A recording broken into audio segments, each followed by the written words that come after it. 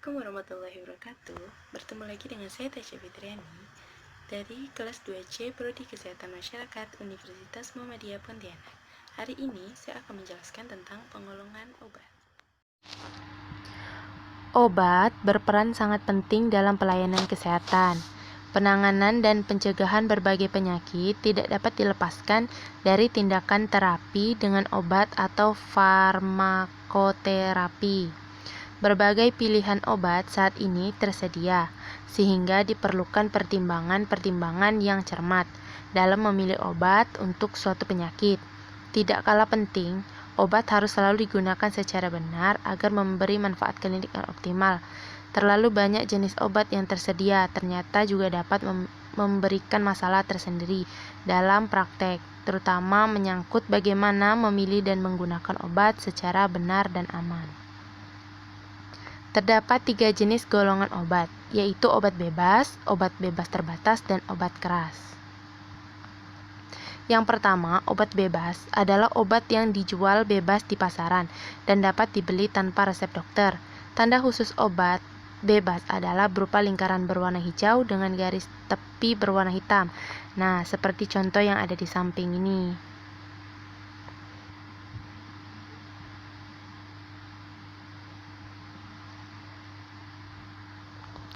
Yang kedua, obat bebas terbatas adalah obat yang dijual bebas dan dapat dibeli tanpa dengan resep dokter, tapi disertai dengan tanda peringatan.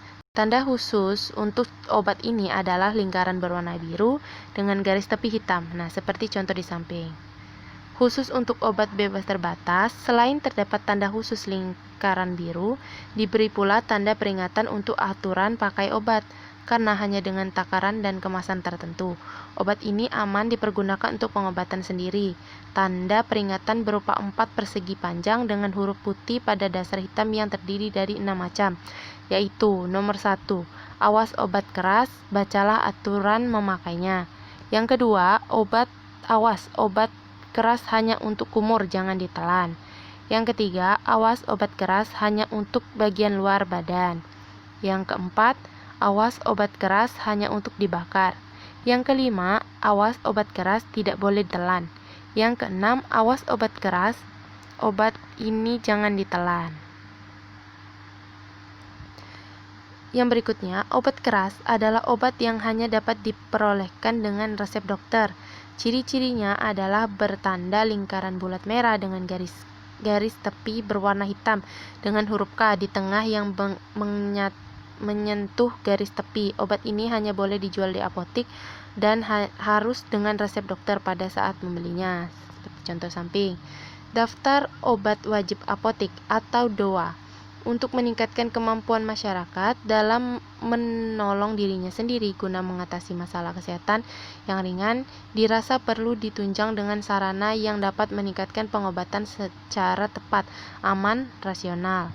Melakukan pengobatan sendiri secara tepat, aman, dan rasional dapat dicapai melalui bimbingan apoteker yang disertai dengan informasi yang tepat sehingga menjamin penggunaan yang tepat dari obat tersebut.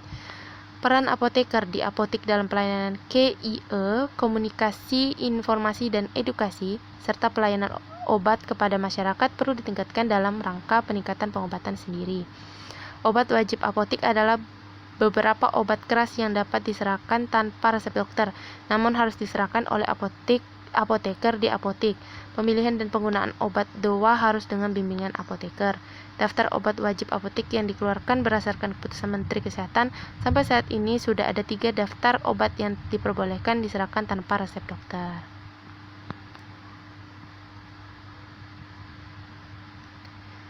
Baiklah, mungkin ini saja yang dapat saya sampaikan. Kurang lebihnya mohon dimaafkan. Wassalamualaikum warahmatullahi wabarakatuh.